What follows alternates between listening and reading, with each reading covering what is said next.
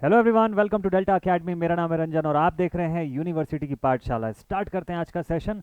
आज का सेशन जो है ये इस चौथे मॉड्यूल का आखिरी सेशन है, यानी कि फोर्थ मॉड्यूल अब इसी के साथ आपका कंप्लीट हो जाएगा, जिसमें कि आज के इस वीडियो में हम लोग क्या देखने वाले हैं, numerical on magnetic circuit part 2। पिछला सेशन जो था उस पर भी हम लोगों ने न्यूमेरिकल बनाए थे कुछ बेसिक टाइप्स के। आज के इस सेशन में वहीं से आगे कंटिन्यू करते हैं, कुछ और अलग अलग वैरायटी के न्यूमेरिकल्स आपको करवाता हूँ मैं मैग्नेटिक सर्किट में, ठीक है। इसके बाद क्या होगा, इसके बाद फिर आपका ये चैप्टर कंप्लीट हो जाएगा और नया चैप्टर शुरू होगा, यानी कि कल से ट्रांसफॉर्मर शुरू होने जा रहा है। तो मज़ा आएगा। ट्रांसफॉर्मर चैप्टर का आई बिलीव आप लोग इंतज़ार भी कर रहे थे काफ़ी दिन से। तो ट्रांसफॉर्मर स्टार्ट करेंगे, थोड़ा सा स्पीडली अब पढ़ेंगे इसके आगे, क्योंकि बहुत सारे बच्चों का एग्जामिनेशन जो है वो 1 या 2 हफ्ते में शुरू हो जाएगा। तो उससे पहले पहले हमको ट्रांसफॉर्मर एकदम मस्त तरीके से पढ़ के कंप्लीट करना है। तो लेक्चर्स आपके लिए रोज़ आते रहेंगे। संडे जैसा कि मैंने आपको बोला ही हुआ है कि क्वेश्चन प्रैक्टिस का दिन रहेगा, तो क्वेश्चन प्रैक्टिस करेंगे संडे को। टाइमिंग मैं आपको एक दिन पहले बता दूंगा, यानी कि सैटरडे इवनिंग तक मैं आपको टाइमिंग बता दूंगा। आपको इस यूट्यूब चैनल पर शेड्यूल जो है वो भी मिल जाएगा संडे का। लाइव क्लास में हम लोग फिर से क्वेश्चंस बनाएंगे, ठीक है। लेकिन मीनवाइल अपना ये जो सीरीज़ है ये चलता रहेगा, इसमें मस्त तरीके से हम लोग पढ़ेंगे। तो आज भाई न्यूमेरिकल बनाना है, कुछ और वैरायटी के क्वेश्चंस अलग अलग यूनिवर्सिटी के लेकर के आया हूँ। चलिए बनाते हैं। तो जितने क्वेश्चंस अभी तक बनाए थे उससे कुछ और एडिशनल वैरायटी के क्वेश्चंस हैं, जिसको कि हम लोग स्टार्ट करेंगे अभी तुरंत सॉल्व करना, ठीक है। यहाँ पर एक पहला क्वेश्चन आया हुआ है, चलिए देखते हैं, इसी से शुरुआत करते हैं। तो ये भी किसी यूनिवर्सिटी का क्वेश्चन है। लिखा हुआ है कि an iron ring has a cross sectional area of 3 centimetre square and a mean diameter of 25 centimetre. चलिए इस क्वेश्चन को लेकर के बोर्ड पर चलते हैं और वहीं पर इसको सॉल्व किया जाएगा, ठीक है। चलिए लेट्स सी, देखते हैं क्या क्वेश्चन में पूछ रहा है भाई। तो आयरन का रिंग दिया हुआ है आपको इस क्वेश्चन में, उसके बारे में बात कर रहा है, जिसका कि क्रॉस सेक्शन एरिया और मीन डायमीटर जो है उसके बारे में डिटेल्स बताया है।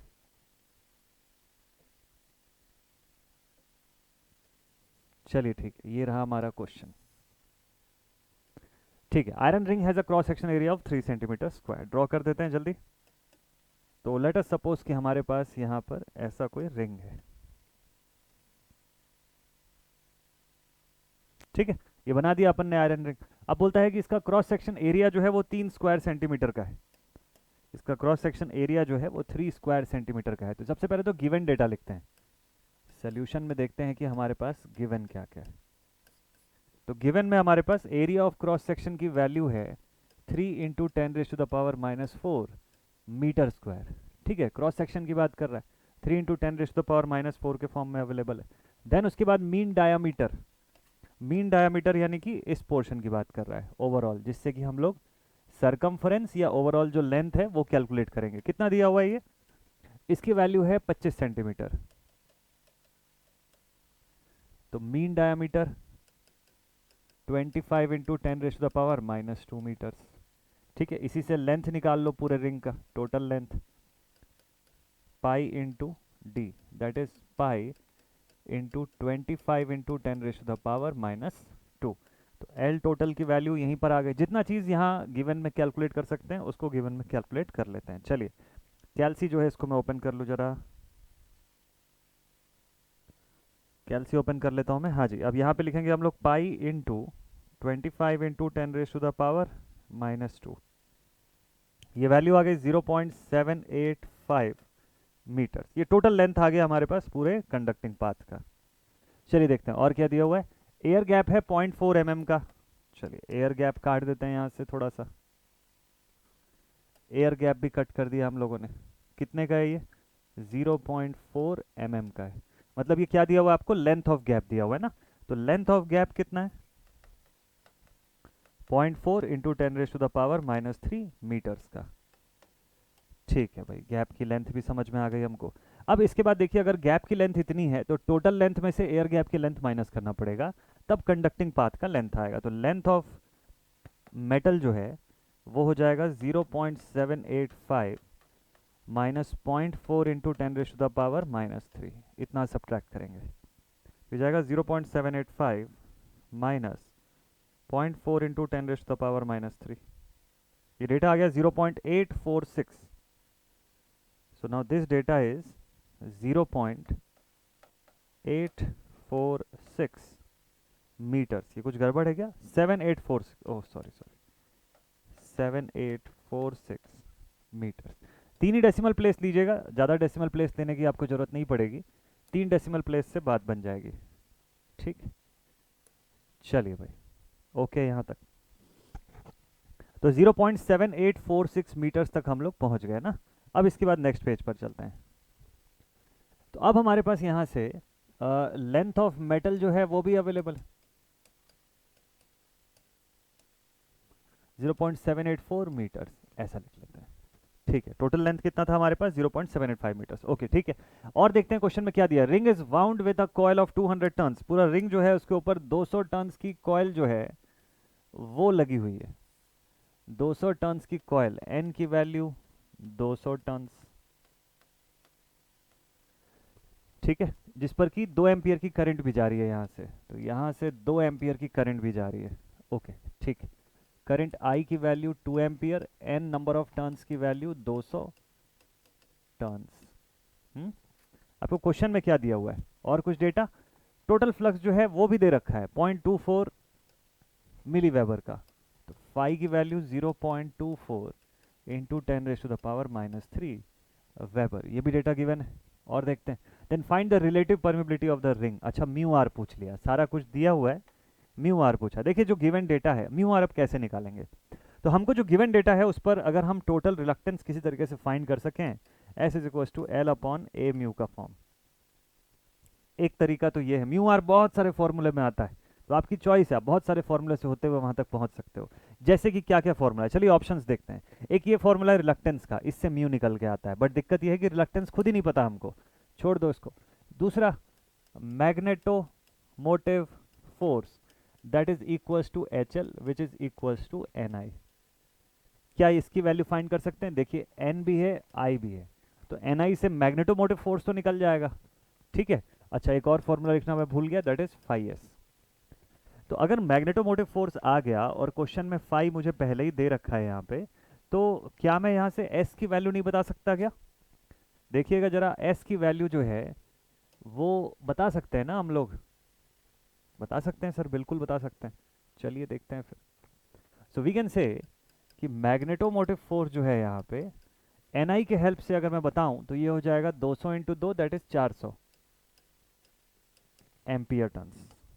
ठीक है, ये मैग्नेटोमोटिव फोर्स की वैल्यू आ गई, तो क्या रिलक्टेंस नहीं बता सकते हम लोग, रिलक्टेंस भी बता सकते हैं। बट यहाँ पर एक दिक्कत है, रिलक्टेंस तो आप बता देंगे वो टोटल रहेगा, उसको इक्वेट करने के लिए आपको कंप्लीट फुल लेंथ इक्वेशन लिखना पड़ेगा। फुल लेंथ इक्वेशन मतलब देखिए यहाँ पे रिलक्टेंस इस बार इतना आसान नहीं है।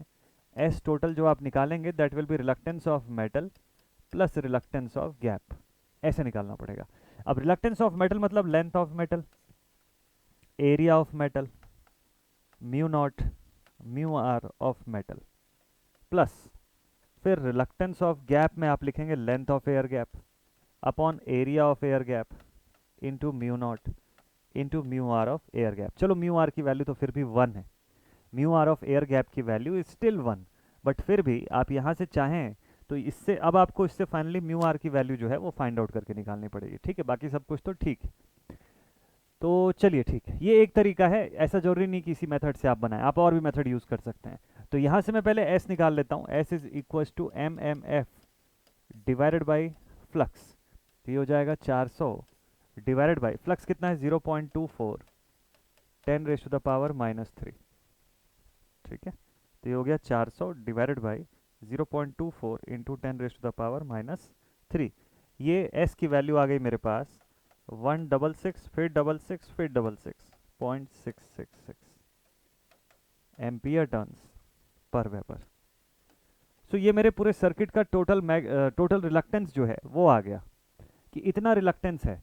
इसको यहाँ पे पुट कर देता हूँ, बाकी सारा डेटा मेरे पास अवेलेबल है, लेंथ है, एरिया है, म्यू नॉट है, सारी चीज़ें हैं बिल्कुल कॉमन में। ये जो म्यू आर ऑफ मेटल है बस खाली यही मिसिंग है। तो इस पूरे इक्वेशन में पुट करके आप इसका आंसर मुझे लगता है कि निकाल लेंगे, ये एक तरीका। इसके अलावा देखिए यहाँ पे आप इसको पुट कर सकते हैं, तो आप लिखेंगे 16666666666.666 is equal to length of metal, ये जो आपने कैलकुलेट किया होगा यहाँ पर 0.784 divided by area of metal कितना है, देखिए एरिया क्वेश्चन में दिया हुआ है ना यहाँ पे 3 into 10⁻⁴ so upon 3 into 10⁻⁻⁴ into 4 pi 10⁻⁻7 into mu R of metal, ठीक है, plus length of gap, length of gap कितना है 0.4 मिलीमीटर, तो 0.4 इंटू 10⁻⁻3 डिवाइडेड बाई एरिया तो इतना ही रहेगा 3 इंटू 10⁻⁻4, म्यू नॉट भी इतना ही रहेगा 4 पाई 10⁻⁻7 और म्यू आर की वैल्यू 1 रहेगी। तो म्यू आर तो नहीं भी लिखोगे तो भी चल जाएगा ना, ठीक है, म्यू आर नहीं भी लिखोगे तो भी चल जाएगा। ये आपके पास टोटल पूरा का पूरा एक्सप्रेशन है, इसी एक्सप्रेशन से आपको सॉल्व करना है पूरा डेटा।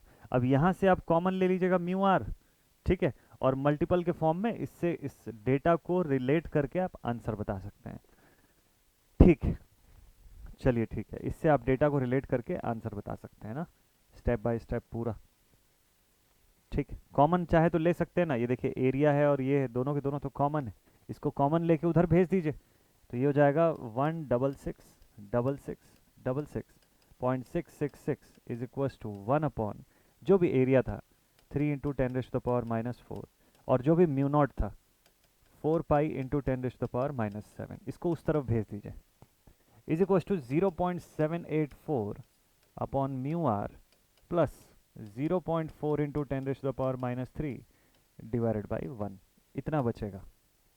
आते हैं, चलो म्यू आर पर भी आ जाते हैं फटाफट से, ये अभी मल्टीपल में इसके साथ, ठीक है, चलिए इसको उस तरफ भेजते हैं, तो ये हो जाएगा 1666666.666 इंटू 3 इंटू 10⁻⁻4, ठीक है, फिर से एक बार मल्टीप्लाइड विथ 4 पाई इंटू 10⁻⁻7,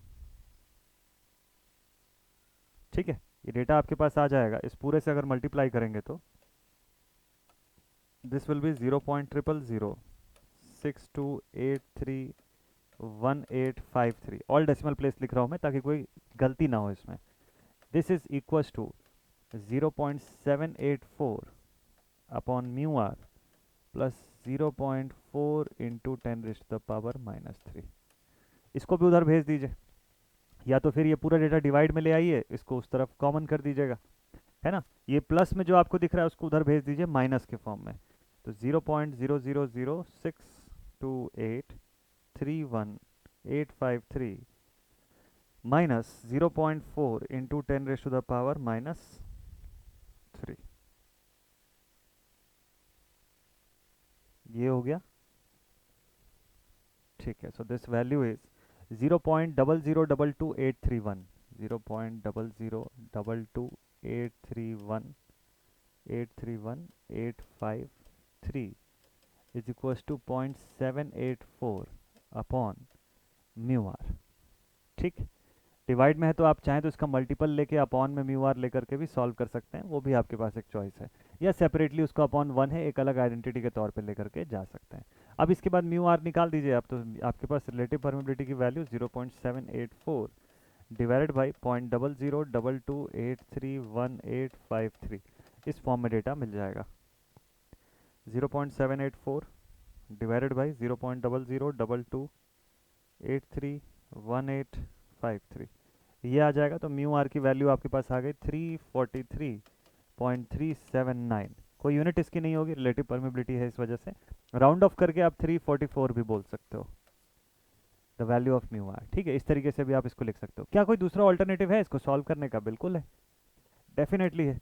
आप इसका दूसरा ऑल्टरनेटिव ये कर सकते हैं कि आप अगर बोलें कि सर हम B is equals to mu H से जाएंगे, तो B होता है flux per unit area, mu हो गया आपके पास mu naught into mu R, और H क्या हो गया, H का मतलब हो गया NI अपॉन L, देखिए इससे भी बना सकते हैं आप, NI मतलब हो गया मैग्नेटोमोटिव फोर्स MF, वो पुट कर दीजिए, उसका डेटा है ही आपके पास N और I दोनों का, फाई दिया है क्वेश्चन में, एरिया दिया है क्वेश्चन में, L की वैल्यू जो है वो भी गिवन है सवाल के अंदर, L टोटल इस बार यूज करिएगा, और म्यू नॉट जो है वो भी आपको क्वेश्चन में देने की जरूरत नहीं, वो तो पता है, उससे भी म्यू आर निकल जाएगा आपका, चाहे तो इस मेथड से भी सॉल्व कर सकते हैं। So this is alternate method, this is alternate method. तो ऐसे अलग अलग तरीके होते हैं एक ही सवाल को सॉल्व करने के, डिफरेंट डिफरेंट मेथड, यहाँ से आप म्यू आर निकाल लीजिए, बाकी सब तो नोन है, जितना डेटा है सारा नोन है इसके अंदर, ठीक है, बन जाएगा। चलिए नेक्स्ट क्वेश्चन पर आते हैं अब हम लोग। अब अगला सवाल लेते हैं इसके बाद। ये तो खैर एक वैरायटी का क्वेश्चन था। अगला क्वेश्चन जो है ये टाइप 3 का क्वेश्चन दिख रहा है मुझे।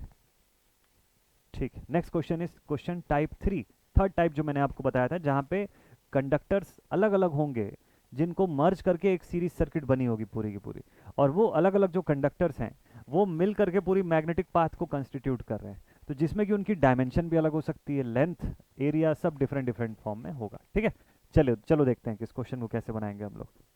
तो ये क्वेश्चन लेकर के आ गए हम लोग अपने मेन स्क्रीन पर, और इसको यहाँ साइड पर रख दिया। देखिए क्या बोल रहा है क्वेश्चन, इसको समझते हैं। क्वेश्चन में ये बोलता है कि एक ऐसा रिंग शेप्ड का कोर है हमारे पास।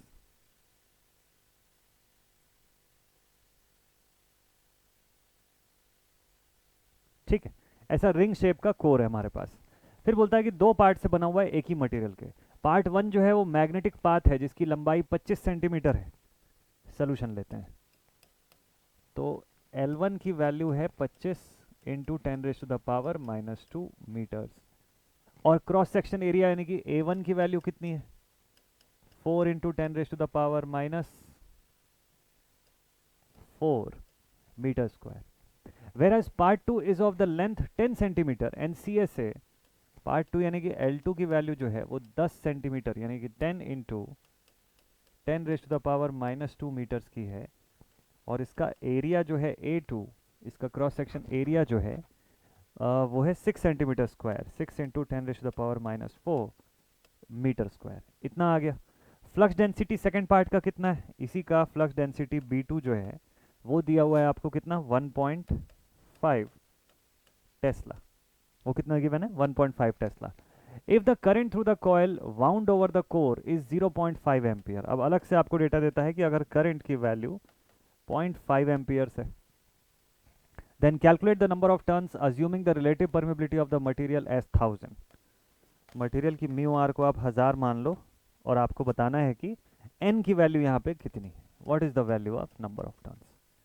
कैसे फाइंड करेंगे सोचिएगा। आपको फिलहाल जो कंडीशन दिया है उसको मैं एक बार ड्रॉ करके आपको दिखाता हूँ। ठीक है, तो क्वेश्चन में ऐसा मान लीजिए कि यहाँ से मटेरियल की क्रॉस सेक्शन एरिया कुछ अलग है, पहले थी 4, अब बढ़ गई एरिया 6। पहले 4 थी, अब मटेरियल की एरिया जो है वो थोड़ी सी बढ़ गई है यहाँ से, और लंबाई पहले 25 थी अभी छोटी हो गई है। तो ये मटेरियल बीच से कुछ ऐसा हो गया होगा, लगभग कुछ ऐसा दिख रहा होगा अप्रोक्सीमेटली। ठीक है, तो यहाँ पर L1 L2 ये सारा चीज़ है। यहाँ पे देखिए आपको डायरेक्टली लेंथ दिया है तो डायमीटर का कोई सीन नहीं है, पाई करने की जरूरत नहीं पड़ेगी आपको। म्यू आर दिया है क्या क्वेश्चन के अंदर, पूरा एक ही मटेरियल से बना हुआ है ना, तो भले मैग्नेटिक पाथ दो अलग अलग है लेकिन चूंकि पूरा मटेरियल एक ही है इसलिए रिलेटिव परमिबिलिटी सेम रहेगी। तो एक का डेटा अगर दिया है तो दोनों के केस में इट विल रिमेन सेम। ठीक है, एन कैसे निकालेंगे, एन निकालने के क्या क्या ऑप्शंस हैं आपके पास पहले वो चेक कर लीजिए। फॉर्मूले क्या क्या है, phi S is equals to N I, एक बेसिक फॉर्मूला दिखता है। उसके लिए क्या चाहिए, फाई चाहिए। फाई निकाल नहीं सकते क्या, फाई निकाल सकते हैं ना। फाई निकालने का तरीका हो जाएगा B is equals to flux per unit area, तो phi is equals to B into A, this is equals to phi. क्या आपको एरिया ऑफ क्रॉस सेक्शन दिया है, देखिए पाथ बताया ना, फ्लक्स डेंसिटी सेकंड वाले पाथ का, तो सेकंड का तो एरिया आप इसको यूज कर लीजिएगा, हो जाएगा, बन जाएगा ये वाला पार्ट, तो फ्लक्स मिल जाएगा। फ्लक्स एक बार मिल गया तो आपको पता है कि पूरी सर्किट के अंदर फ्लक्स रिमेन्स कांस्टेंट, बदलता नहीं है। फ्लक्स की वैल्यू अगर फिक्स्ड है, कांस्टेंट है, चाहे ये थिन पाथ हो या थिक पाथ हो, फ्लक्स उतना ही रहेगा हर जगह, तो फ्लक्स मिल गया आपको। रिलक्टेंस निकालने के लिए आपको क्या चाहिए, रिलक्टेंस का फॉर्मूला होता है L upon A mu. L भी दिया है, ए भी दिया है, और म्यू भी आपको दिया है सेम, एस भी आ गया। ठीक है, बहुत बढ़िया। और क्वेश्चन में करंट भी दिया है देखिए, तो नंबर ऑफ टर्न्स आ जाएगा क्या इसी से, बिल्कुल आसान है, सीधे सीधे बन जाएगा। तो चलिए अप्रोच लाइन क्लियर हो गया आपको, अब सोल्यूशन पे आइए। तो हम लोग लिखेंगे phi is equals to B2 दिया है ना आपको, कितना दिया है 1.5 Tesla, multiplied with area A2 रखिएगा, A1 मत रखिएगा क्योंकि सेकंड पाथ का दिया है आपको, 6 इंटू 10⁻⁻4 मीटर स्क्वायर। चलिए जल्दी जल्दी से कैलकुलेट करते हैं।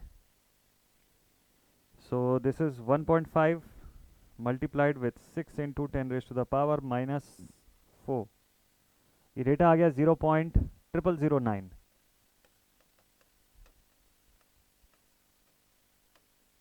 वेबर। 10 के पावर में भी चाहें तो इसको लिख सकते हैं, मैं एज इट इज इसको छोड़ देता हूँ।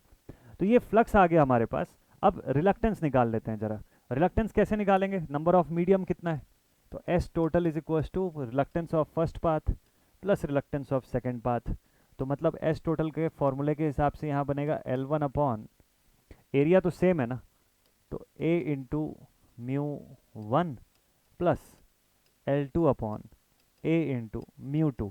तो यहाँ म्यू 1 म्यू 2 अलग अलग लिखने का कोई सीन ही नहीं है, डायरेक्टली एक ही चीज़ है दोनों। तो एस टोटल में आप लिखेंगे, पहले कॉमन ले लीजिए, एरिया भी कॉमन है और म्यू भी कॉमन है। तो मैं लिख लेता हूँ 1 अपॉन, एरिया कितना है, अच्छा एरिया अलग अलग है, सॉरी एरिया कॉमन ही ले सकते हैं, खाली म्यू नॉट को कॉमन ले लीजिएगा और म्यू आर को भी कॉमन ले लीजिएगा। सो 1 अपॉन 4 पाई इंटू 10⁻⁻7 इंटू 1000, इतना कॉमन ले लीजिए, बाकी हिस्से को ब्रैकेट में छोड़ दीजिए। तो L1 की वैल्यू कितनी है, L1 25 इंटू 10⁻⁻2, 25 10 का पावर -2 डिवाइडेड बाई 4 10 का power -4,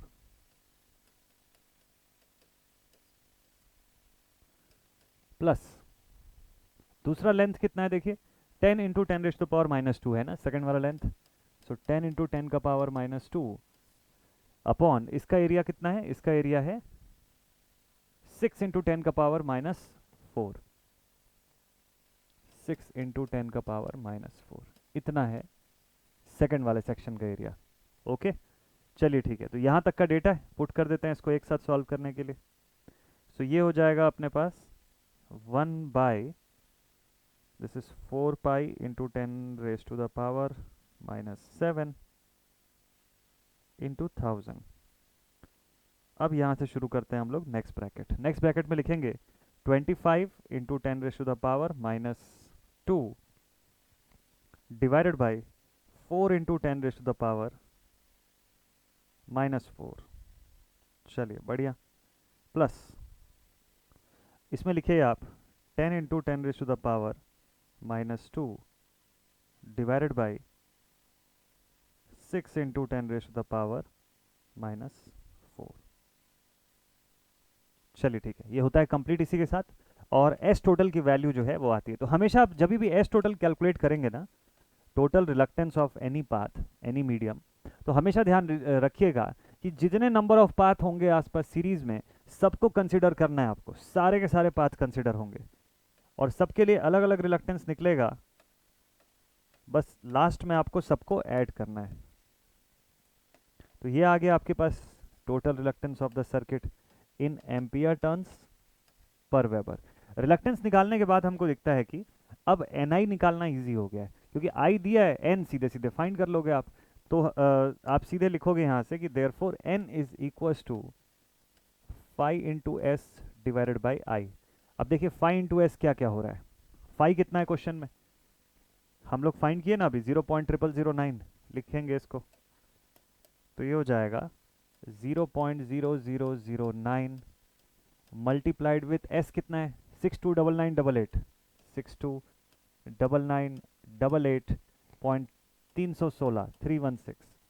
now whole divided by current, current शायद 2 एम्पियर की है, क्या कितने की है देख लेता हूँ मैं, 0.5 एम्पियर की है। Okay this is of 0.5 ampere. चलिए ठीक, सॉल्व करते हैं इसको। 0.0009 मल्टीप्लाइड विथ 629988.316 डिवाइडेड बाई 0.5, तो ये आ गया मेरे पास नंबर ऑफ टर्न्स कितना आया 1133.978 टर्न्स। अब आप बताइए 1133 टर्न तो कर लेंगे, 0.978 वाला टर्न कैसे करेंगे, तार को कितना घुमाएंगे कि 0.978 आ जाए। तो सबसे अच्छा तरीका ये है कि आप उसको राउंड फिगर में बताइए कि the value of N is 1134 turns, 1134 turns. ये हमारे क्वेश्चन का आंसर रहेगा। तो समझ में आ गया ना, इंपॉर्टेंट है मैग्नेटिक सर्किट के क्वेश्चन बनाने के समय हमेशा अप्रोच लाइन क्लियर होना चाहिए आपको कि अप्रोच कैसे करना है, फिर आगे का सोल्यूशन बनते चला जाएगा अपने से। बस शुरुआत में आप ये प्लान कर लीजिए कि कौन से फॉर्मूले से बनाना सही रहेगा as per the given data. तरीका और भी था एन निकालने का, आप H = NI/L से भी सॉल्व कर सकते थे चाहते तो, बट यहाँ इंपॉर्टेंट ये है ना कि जो गिवन डेटा है उसको पुट कर सकें, उसको फीड करके हम क्या बता सकते हैं, कैसे कैलकुलेट कर सकते हैं, वो सोचना मेन इंपॉर्टेंट थिंग है। क्लियर बन जाएगा ये सब सवाल आप लोगों से। चलिए अगला क्वेश्चन जो है अब वो देखते हैं, लास्ट एक क्वेश्चन और बनाते हैं, फिर उसके बाद इस चैप्टर को कंप्लीट करेंगे और ट्रांसफॉर्मर शुरू करेंगे उसके बाद नेक्स्ट। चलिए अगला क्वेश्चन CSV2 2017 का क्वेश्चन है क्या। अच्छा, लिखता है कि ring of diameter 21 centimetre, cross section 10 centimetre square को बनाया गया है semi circular section of cast iron and cast steel, जहाँ पे एक एक जॉइंट जो है उस पर रिलक्टेंस किसके बराबर है, एयर गैप के बराबर है। कितने के एयर गैप के बराबर, 0.2 mm के एयर गैप के बराबर है रिलक्टेंस। ठीक, तो बोलता है आपको कि find the ampere turns required to produce a flux of इतना weber, the relative permeability of cast steel and iron are इतना गिवन है। फ्रिंजिंग और लीकेज इफेक्ट्स को आपको नेग्लेक्ट करना है। ठीक है, इस क्वेश्चन में अगर आप ये क्वेश्चन अभी पढ़ के आपको समझ में आ गया होगा, तो इस क्वेश्चन में एक ही चीज़ आपको करना है कि आपको सर्किट डायग्राम को फिगर आउट करना है अच्छे से, और दूसरा लेंथ वगैरह जो है उसको सही तरीके से सॉर्ट आउट करना है। मैं आपको सर्किट दिखाता हूँ किस तरीके का सर्किट है। आपको एक सेमी सर्कुलर रिंग जो है वो ड्रॉ करना है। आपको क्वेश्चन में ये बोलता है कि एक सेमी सर्कुलर रिंग है लाइक दिस। देखिएगा ध्यान से, अगर आपको ये क्वेश्चन समझ में आ गया तो फिर बाकी चीज़ें आसान हो जाएंगी। So this is the semi circular ring, इस तरीके का सेमी सर्कुलर रिंग दिया हुआ है आपको क्वेश्चन में।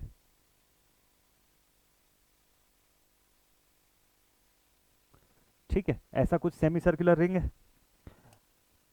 सेमी सर्कल तब बनेगा जब इसको हम लोग कट करेंगे यहाँ से ऐसे। अभी बन गया ये एकदम परफेक्टली सेमी सर्कुलर सेक्शन। ठीक है, देखिए क्या होता है कि जब ये दोनों सेमी सर्कुलर सेक्शन जिस जगह पर मिल रहे हैं वहां पर एयर गैप है। एयर गैप कितने का है, तो एक तरफ का एयर गैप जो है, एक तरफ का एयर गैप आपको कितना दिया हुआ है, 0.2 mm का। तो क्या इतना ही टोटल एयर गैप है क्या, एक और एयर गैप होगा ना जब जॉइंट पर है तो दिस इज 0.2 mm। ये ध्यान रखिएगा, दोनों तरफ एयर गैप है। ठीक है, ठीक है भाई, ईच जॉइंट यहाँ लिखा है ना, each joint having an air gap of इतना, तो एक एक जॉइंट पे 0.2 mm का गैप है। ओके, अब देखें जरा यहाँ से ओवरऑल लेंथ जो है वो कितना है इस पूरे सेक्शन का। मीन लेंथ कितना बोल रहा है आपको, क्या डायामीटर दिया हुआ है 21 सेंटीमीटर। ठीक है, डायमीटर 21 सेंटीमीटर का है। तो एक हिस्सा जो है वो बोलता है किसका बना हुआ है, कॉपर का बना हुआ है। एक हिस्सा जो है वो permeability of cast steel and iron, okay this is of cast steel and this portion is made up of iron. ये एक हिस्सा आयरन का है, एक हिस्सा कास्ट स्टील का है। ठीक, चलिए गिवन डेटा से लिखते हैं और फटाफट से इसको सॉल्व करना मैं आपको बताता हूँ। आसान है, बन जाएगा मस्त तरीके से।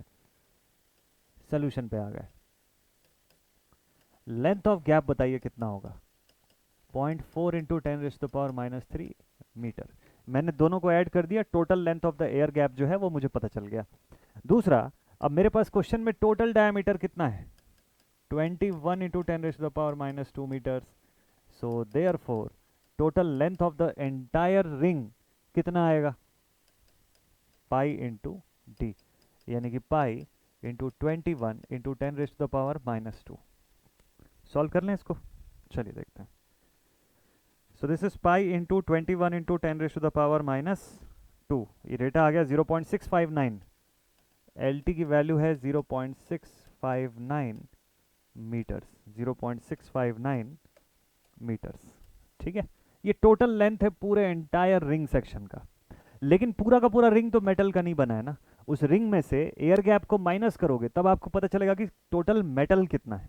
तो चलिए पहले पूरा मेटल का लेंथ निकालते हैं। So the length of metallic part, length of metallic part कैसे निकालेंगे हम लोग, हम लोग लिखेंगे लेंथ ऑफ मेटल बराबर total length minus length of gap. तो टोटल लेंथ कितना था, 0.659 माइनस 0.4 इंटू 10⁻³ 0.4 इंटू 10⁻³ क्या है, एयर गैप का लेंथ है। ठीक, 0.659 माइनस 0.4 इंटू 10⁻³ ये डेटा आ जाएगा 0.658। तो लेंथ ऑफ मेटल मेरे पास आ गया 0.658 मीटर्स, 0.658 मीटर्स। अब क्या बताइए, पूरा का पूरा लेंथ ऑफ मेटल जो है क्या खाली उससे बात बन जाएगी? क्या नहीं बनेगी। क्यों नहीं बनेगी? क्योंकि उस मेटल के लेंथ में से आधा हिस्सा जो है वो स्टील का है और दूसरा हाफ पोर्शन जो है that is of iron, just because it is said कि ये सेमी सर्कुलर पोर्शन है। तो इसका मतलब दोनों का अलग अलग लेंथ निकालना पड़ेगा, क्योंकि रिलक्टेंस भी तो अलग से निकालना होगा ना आपको, तीनों का अलग अलग। So now length of steel कितना होगा? तो भाई length of steel total metal के लेंथ का हाफ होगा। वैसे ही आप लिखेंगे लेंथ ऑफ आयरन भी उतना ही होगा। लेंथ ऑफ आयरन निकालने का भी तरीका सेम है क्या? ये भी हो जाएगा length of entire metal divided by 2। चलिए देखते हैं। तो लेंथ ऑफ मेटल है 0.658 and this value divided by 2। Same thing 0.658 and divided by 2 से आपको आयरन का भी लेंथ मिलेगा, तो बराबर ही होना चाहिए। 0.658 divided by 2, this value is 0.329 metres. Individually एक एक पाथ का अलग अलग लेंथ निकल गया इससे। ठीक, ये क्यों मैं ऐसा कर रहा हूँ? इसलिए ताकि रिलक्टेंस फाइंड करना मेरे लिए आसान हो जाए, रिलक्टेंस फाइंड करना इजी हो जाए। क्या होगा रिलक्टेंस फाइंड करके? क्वेश्चन को देखिए क्या पूछा है। क्वेश्चन में बोलता है यहाँ पर कि एम्पियर टर्न्स चाहिए। एम्पियर टर्न्स कैसे आएगा? फाई एस से आएगा ना, फाई एस से एम्पियर टर्न्स निकल के आएगा। फाई दिया हुआ है क्वेश्चन में, तो खाली रिलक्टेंस बस फाइंड करना है हमको, और रिलक्टेंस फाइंड करने के लिए ये डेटा रिक्वायर्ड होगा। चलिए ठीक है। एरिया आपको दे रखा है क्वेश्चन में, क्रॉस सेक्शन एरिया कितना दिया हुआ है? 10 सेंटीमीटर स्क्वायर। चलिए अब एस टोटल कैसे निकालेंगे आप? ये बड़ा इंपॉर्टेंट है यार। Now S total will be equal to the sum of reluctance of iron plus reluctance of steel plus reluctance of air gap. अब इस बार दो नहीं, 3 पार्ट में निकलेगा रिलक्टेंस। ठीक है, तो चलिए लिखते हैं एस टोटल बराबर 1 अपॉन, तीनों पार्ट के अंदर एरिया तो सेम रहेगी, एरिया के बारे में कुछ नहीं बोला है तो एरिया विल रिमेन सेम। तो 1 upon 10 centimetre square, 10 into 10 raise to the power -4 metre square area आ गया। तो वैसे म्यू नॉट भी सेम रहेगा फिर, तो 4 pi into 10 raise to the power -7। ये देखिए म्यू नॉट तक मैंने सेम लिख लिया। अब जितना डिफरेंट पार्ट है उसको अलग से लिख दीजिएगा इसके मल्टीपल में ब्रैकेट करके। तो लेंथ ऑफ आयरन कितना है?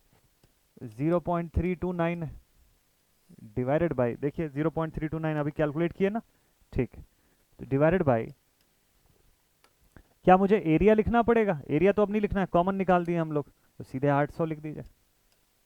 क्वेश्चन में 800 दिया है क्या? ये देखो यहाँ पर दिया हुआ है ना, आपको दिया relative permeability of steel and iron 800 और 166। तो पहले स्टील था, दूसरा आयरन था, तो 166 आयरन का है, 0.329 डिवाइडेड बाई 800, ये आयरन का केस हो सकता है, और प्लस एयर गैप की लेंथ कितनी है? 0.4 into 10 raise to the power -3 divided by 1। इतने को सॉल्व कर लेंगे, आपका टोटल रिलक्टेंस कैलकुलेट होके आ जाएगा। मैं कैलकुलेट करके आपको बताता हूँ। So this value will be 1 upon 10 into 10 raise to the power -4 into 4 pi into 10 raise to the power -7, this value multiplied with this value multiplied with, so 0.329 upon 166 plus एक और fraction 0.329 divided by 800, ठीक है, plus एक और fraction 0.4 into 10 raise to the power -3 divided by 1। Complete ये क्वेश्चन। देखिए क्या वैल्यू आ गई, 4/2 740। कितना वैल्यू आया रिलक्टेंस का? बहुत अच्छे से आराम से देख के कैलकुलेट करिएगा, इसमें हड़बड़ी मत करिएगा। 1 2 3 4, 4/2 740.198 198 एम्पियर टर्न्स पर वेबर। इतना एम्पियर टर्न्स पर वेबर के फॉर्म में रिलक्टेंस आ गया। आपके पूरे कंप्लीट क्वेश्चन का मेन हीरो यही है इस बार, कि आपको रिलक्टेंस ही सही से फाइंड करना आना चाहिए। एक बार रिलक्टेंस आपने सही से फाइंड कर लिया ना, तो मतलब क्वेश्चन बन जाएगा आपसे, फिर कुछ नहीं बचा इस सवाल में, बहुत सिंपल सा हो जाएगा। एम्पियर टर्न्स बोला है, फाई एस। एम्पियर टर्न्स का मतलब होता है मैग्नेटोमोटिव फोर्स। तो अल्टीमेटली यही पूछा है आपसे कि मैग्नेटोमोटिव फोर्स कितना होगा, this is equal to phi S. तो फाई की वैल्यू कितनी दी हुई है क्वेश्चन में? देखिए फाई की वैल्यू इस सवाल में हमको दिया हुआ है 8 into 10⁻⁻⁴ weber. Okay, 8 into 10⁻⁻⁴ weber. So this is 8 into 10⁻⁻⁴ multiplied with 4/2 740.198। चलिए मल्टीप्लाई कर देते हैं, मैग्नेटोमोटिव फोर्स देखते हैं कितना आएगा। So this is 1 2 3 4 740.198 multiplied with 8 into 10⁻⁻⁴। ये वैल्यू आ गई 1778.192। हमारा मैग्नेटोमोटिव फोर्स आया 1778.192 एम्पियर टर्न्स। और इसी के साथ क्वेश्चन होता है कंप्लीट। इसी के साथ क्वेश्चन होता है कंप्लीट। तो इंपॉर्टेंट है कि हम लोग जो भी क्वेश्चन सॉल्व कर रहे हैं ना, जो भी क्वेश्चन सॉल्व कर रहे हैं उसमें सबसे पहला काम आप ये जरूर करिएगा कि आप गिवन डेटा लिख लीजिए, सर्किट डायग्राम कैसा बनता है वो ड्रॉ कर लीजिए, और सर्किट डायग्राम ड्रॉ करने के बाद आप कौन से फॉर्मूला लाइन से अप्रोच करने वाले हैं वो प्लान कर लीजिए। सबसे इंपॉर्टेंट ये होता है। एक बार वो हो गया तो बस स्टेप बाय स्टेप आपका क्वेश्चन बनते जाएगा। यहाँ पे ध्यान बस इतना दीजिएगा कि जब जब कन्वर्जन करते हैं या 10 का पावर जब लगाते हैं तो ये देख के करिएगा, इसमें गलतियां हो सकती है लोगों से। चलिए ठीक है, तो ये सेशन आज का आप यहीं पर एंड अप करते हैं। इसी के साथ मैग्नेटिक सर्किट्स होता है कंप्लीट। मैग्नेटिक सर्किट में दो टाइप के क्वेश्चंस और हैं जो मैं आपको करवाऊंगा, लेकिन कब? जब लाइव प्रैक्टिस हम लोग करेंगे क्वेश्चन का तब, जिसमें एक ग्राफ बेस्ड क्वेश्चन रहेगा, बी एच कर्व के ऊपर बेस्ड क्वेश्चन, जिसमें बी का और एच का डेटा आपको गिवन रहेगा पूरा, वैसा एक क्वेश्चन बनाएंगे जिसको कि स्लोप के इक्वेशन से या फिर डायरेक्टली ग्राफ से, दोनों तरीके से आपको बनाना बताऊंगा मैं। और दूसरी वैरायटी का क्वेश्चन जो बचा हुआ है वो है पैरेलल मैग्नेटिक सर्किट का क्वेश्चन, जिसमें स्क्वायर फॉर्म में डेटा आपके पास रहेगा ऐसा। हालांकि बहुत कम आते हैं एग्जामिनेशन में, बट अगर फिर भी आ गए तो आप इसको बना पाएंगे। ठीक है, देखिए इस तरीके का क्वेश्चन जो है ये पूछता है कभी कभी ऐसे। ट्रांसफार्मर के कोर जैसा आपको दिखाई दे रहा होगा। आपको सवाल में कुछ भी दे सकता है कि कभी यहां पर देगा वाइंडिंग, कभी किसी केस में आपको सेंट्रल लिम्ब जो है उस पर दे देगा वाइंडिंग, यहां पर दे देगा वाइंडिंग, और आपको यही सारा डेटा जो हम लोग फाइंड कर रहे हैं वो लेफ्ट या राइट लिम्ब में से किसी तरफ के लिए पूछ सकता है। तो इस टाइप का क्वेश्चन आ सकता है, ठीक है, एग्जामिनेशन के हिसाब से।